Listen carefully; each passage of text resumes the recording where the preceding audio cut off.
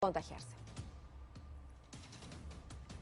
7:10. Lo último que se sabe respecto a las vacunas es lo que ha dicho la ministra de Salud, ¿no? Que se está conversando para que COVAX Facility pueda enviar un primer lote, pero que este todavía estaría listo, estaría disponible en el primer trimestre del próximo año, y los primeros en ser inmunizados serán el personal que está en la primera línea de defensa frente al COVID-19, ¿no? El personal de salud. Y lo que está ocurriendo en las últimas semanas son los cuestionamientos, debido a que estamos viendo cómo países de la misma región, ¿no? En Chile, en Colombia, ya están empezando a inmunizar, ya están recibiendo los primeros lotes de vacuna, y nosotros que también habíamos estado en conversaciones desde hace mucho tiempo con los diferentes laboratorios, pues hasta ahora no hemos conseguido cerrar ningún acuerdo con alguno de ellos para poder tener ya la ansiada vacuna en nuestro país. Se siguen haciendo las pruebas, pero hasta ahora no podemos contar ya con aquellas vacunas que han sido declaradas ya como probadas. ¿Cuál es el problema? Vamos a conversar en este momento con el exministro de Salud, Víctor Zamora, porque de hecho él tiene información de primera mano, ha formado parte del gobierno del expresidente Martín Vizcarra y conoce exactamente cuáles han sido las negociaciones y en dónde estuvieron los problemas. Muy buenos días, doctor Zamora. ¿Qué tal? Muy buenos días, Pamela y Mabel. Muchísimas gracias por esta oportunidad. Bueno, ¿por qué no tenemos las vacunas en este momento cuando Chile ya las tiene, cuando Colombia ya las tiene y cuando inicialmente se estaban realizando estas conversaciones? De hecho, se habían firmado los primeros acuerdos. Bueno, efectivamente, el 2 de agosto, tan temprano como el 2 de agosto, nosotros con la empresa Pfizer ya habíamos firmado el primer acuerdo de confidencialidad, el cual fue ratificado el 17 de septiembre con el acuerdo vinculante, donde se establece ya las condiciones en las cuales el Perú iba a comprar 9.9 millones de vacunas a un costo de cerca de 120 millones de dólares y debíamos adelantar un pago de 20 millones de dólares en el momento de la firma del contrato. Es este momento, en la firma del contrato, el que no se realiza. Los demás países han pasado por lo mismo: confidencialidad, el acuerdo vinculante y la firma del contrato. Colombia, Chile, todos han hecho exactamente lo mismo y todos estaban programados como en el Perú, que íbamos a recibir 50.000 dosis en diciembre. Nuestro contrato no se firmó. Y no se firmó igualmente para Argentina. Y las razones parecen ser las mismas. El hecho de que al momento de plantearse el contrato existe una cláusula distinta a la que existía en el precontrato, ¿no? En la que se le exigía al Perú ciertas condiciones que fueron observadas en el momento de ejecutarse la misma. ¿Condiciones relacionadas con qué? Bueno, realmente una de las versiones es en relación a que la empresa no se hace responsable, no se haría responsable por los efectos secundarios que esta vacuna pueda producir, dejando al país enfrentándose a aquellas personas que reciban la vacuna, y como toda vacuna, produce algunos efectos secundarios, el único responsable frente a estas personas sería el Estado peruano. Y en segundo lugar, las condiciones de pago. A pesar de que el Perú tiene un fondo para poder garantizar que vamos a hacer el pago del cumplimiento del contrato, este establece de que si nosotros no pagamos, en la eventualidad que no cumpliéramos con nuestra parte del contrato, se pondría en riesgo los bienes del Estado peruano como garantía, ¿no? Y eso no puede ser aceptable en un contrato de esta naturaleza.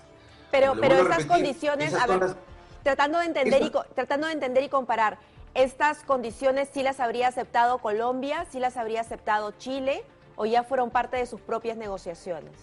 Lo que pasa es que cada país firma un contrato inicial de confidencialidad, en las cuales ni la empresa puede revelar los datos que ellos manejan acerca de lo que nosotros proveemos, ni nosotros lo que la empresa nos dice. No lo podemos revelar a nuestros vecinos, y las condiciones de cada contrato son únicas y no se pueden revelar. Ahora, doctor, pero lo que usted nos está diciendo en este momento son dos situaciones bastante delicadas. Esto no se conversó previamente, digamos, en los preacuerdos, porque son asuntos que saltan al momento de que ya se va a hacer la firma, ¿no? Estamos hablando de quién se va a hacer responsable de los efectos secundarios y qué pasaría si en caso Perú llegase a incumplir los acuerdos de pago. No, por eso le digo que todo esto es un proceso. En el caso, por ejemplo, con Oxford AstraZeneca, también pasamos por la misma ruta y fue Oxford AstraZeneca en su momento, cuando se iba a firmar el acuerdo de confidencialidad, que no cumplió con nosotros en entregarnos información y ese contrato se cayó. Se ha vuelto a la mesa de negociación con Oxford AstraZeneca y se ha retomado las negociaciones. Con Pfizer ha pasado lo mismo. En el momento de la firma del contrato aparecen nuevos elementos que hacen que se tengan que revisar los acuerdos previamente tomados. Paralelamente, no hay que olvidar la turbulencia política que nos deja sin un proyecto de ley a tiempo para aprobar nuestra parte, que es la importación de la vacuna con un registro sanitario acelerado.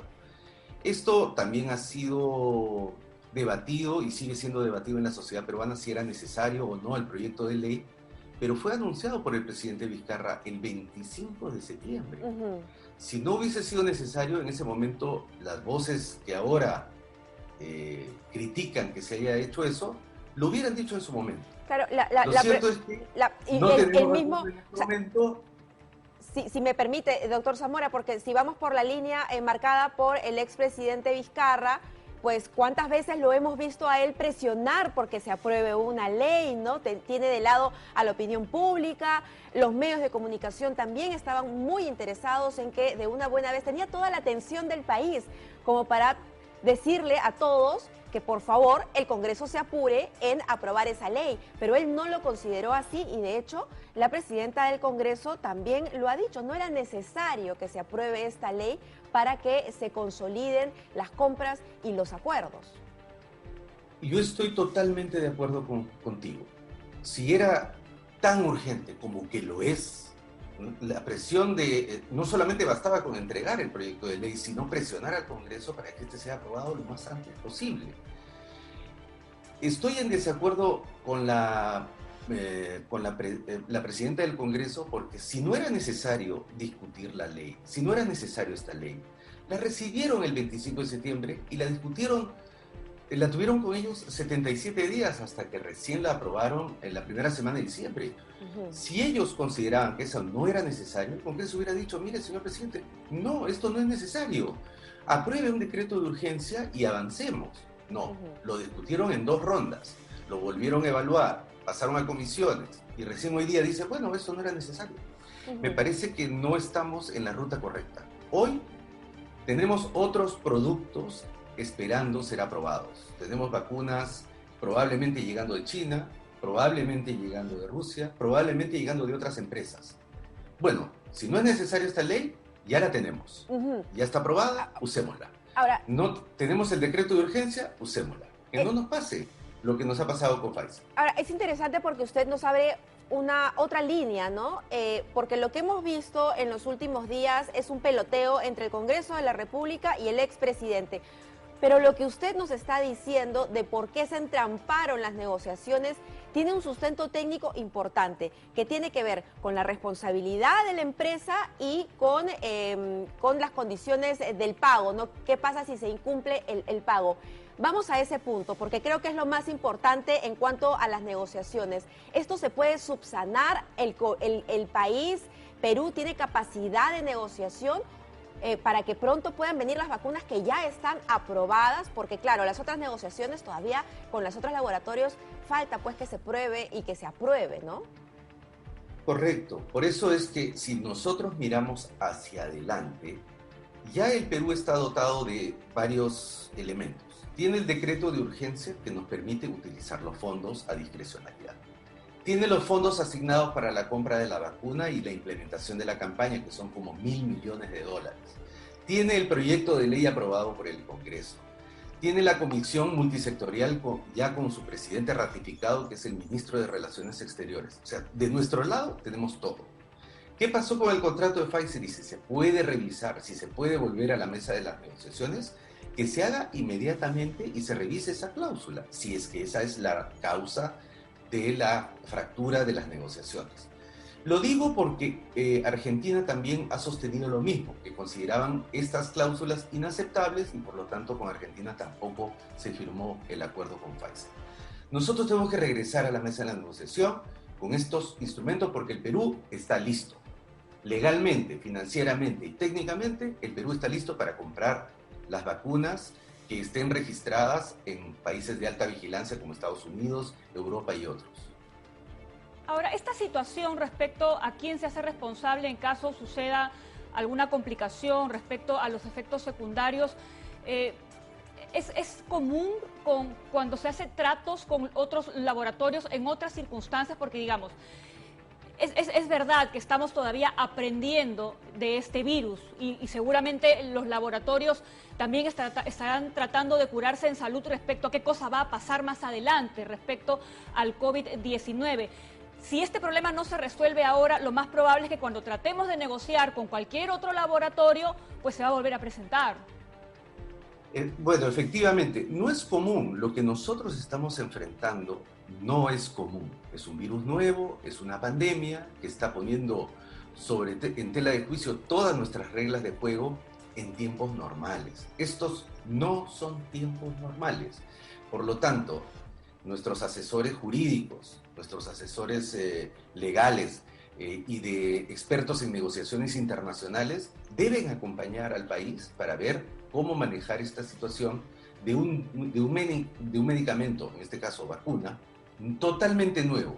Ojo, en Estados Unidos y en Europa, en los países donde esto se está aprobando la vacuna de manera temporal y hay que aprender cómo están haciendo los contratos ellos en relación con la empresa. Doctor Zamora, ¿hubo quizá un exceso de celo de parte de los funcionarios del gobierno del presidente Vizcarra, el primer ministro, por ejemplo, o algunos funcionarios claves para poder llevar a cabo esta firma corriendo estos riesgos que muchos países sí decidieron correr? Bueno, nuestra legislación para poder comprar productos a futuro es distinta a la de Colombia y la de Chile. Chile tiene posibilidades de comprar productos innovadores porque su legislación así lo permite. Por ejemplo, ellos tienen un instrumento, digamos un medicamento para el cáncer, totalmente innovador, ¿no? Que no tiene competencia y no sabemos los precios. En Chile se puede negociar con esa empresa, utilizar ese medicamento y llegar a un acuerdo con la industria, es decir, si funciona te pago, si no funciona no te pago. Lo estoy poniendo en términos muy coloquiales, ¿no? Eso sí lo puede hacer Chile, puede adelantar inclusive pagos. El Perú tiene una legislación de compras que es todavía antigua, arcaica, a la saga con respecto a otras medidas, pero por eso se dio el decreto de urgencia, el 110, para facilitarlo. Pero entonces, y creo si que allí también se pudo utilizar forzar medidas para avanzar en los pagos adelantados para un producto que no conocemos. Y ahora el problema es, nos volvemos a sentar con Pfizer, ¿no? Para llegar a un acuerdo. Pero Pfizer ya ha asegurado sus lotes con otros países que pagaron de primera mano. Y por más que se llegue a un trato, ¿cuándo es, en qué línea de la cola estaremos, ¿no? Esa es la gran pregunta. ¿Y cuándo podrían llegar? Comparto la pregunta, no tengo la respuesta lamentablemente. Lo que sí, justamente por esa preocupación es que en algún momento yo escribí al presidente a través de las redes sociales para que rápidamente regresemos a la mesa de negociación. Si un contrato se cae, hay que volver a tocar las puertas y decir, bueno, ¿cómo podemos arreglar este impasse? Porque la vida de las personas está en juego. En relación a tu anterior pregunta, solamente un ejemplo. ¿Qué tal si nosotros hubiéramos adelantado pago a Oxford AstraZeneca y ese contrato no se hubiera firmado y ya hubiésemos pagado? Hoy día estaríamos debatiendo por qué esos funcionarios pagaron por un producto que no tenía la validez a una empresa que no nos había dado información.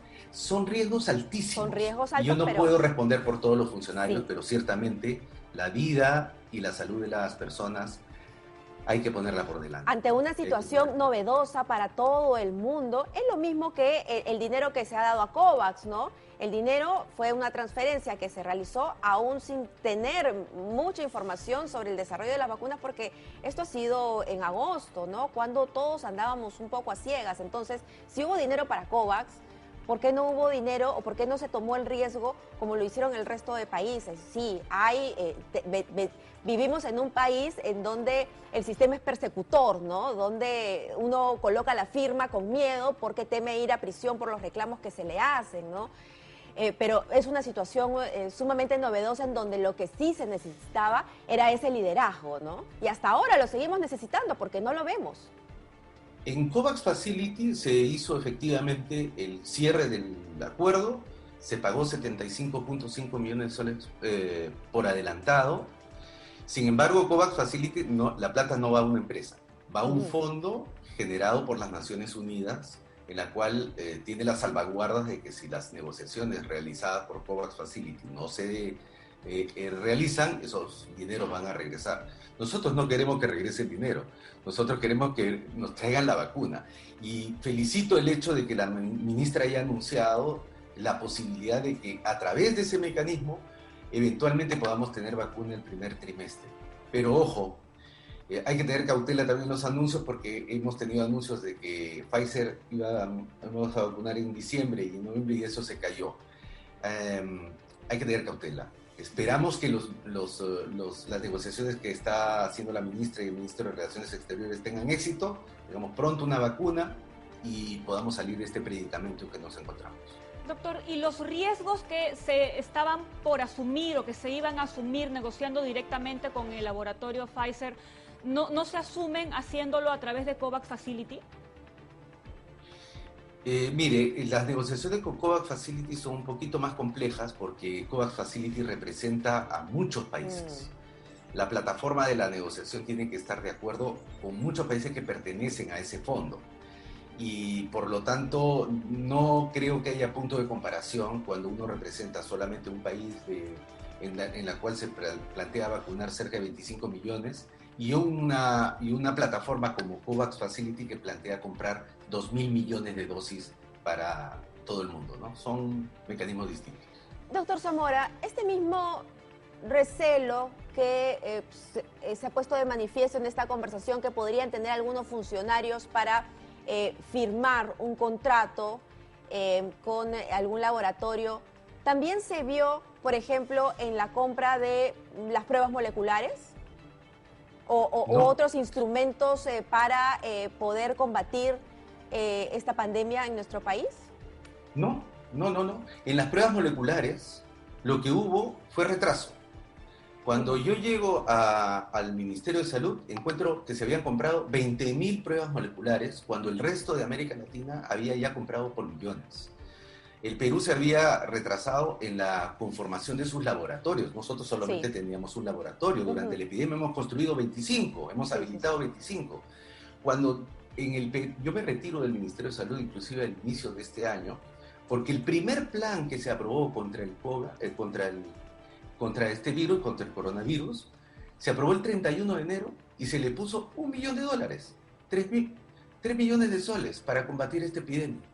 Con eso no podíamos enfrentar una epidemia, discúlpeme, y las consecuencias las hemos pagado después. Yo regreso al Ministerio de Salud a mediados de marzo para asumir la responsabilidad y no se habían comprado productos existentes en el mercado, aprobados por nuestra legislación, que si a tiempo se le hubieran puesto los recursos, otra historia sería la que estaríamos conversando en este momento. Doctor Zamora, le agradecemos muchísimo y solo quisiera subrayar la respuesta al inicio de esta entrevista, ¿no? ¿Por qué se demora o por qué se cayó en un principio el acuerdo con Pfizer? Por temas muy puntuales del contrato, ¿no? 2 puntos, las consecuencias, ¿quién asumiría las consecuencias de que algo salga mal con las vacunas? Era una discusión que el gobierno quería discutir con el laboratorio, y la otra era qué pasa si se incumplía con el pago, se embargaban los bienes públicos, y eso tampoco lo quería el gobierno, tal como usted indica sucedió en Argentina. Eso nos da muchísima más claridad respecto al camino que se tiene que seguir más allá de estos peloteos políticos. Muchísimas gracias, doctor Zamora, por aclararnos este tema. Gracias a usted. Vamos a continuar con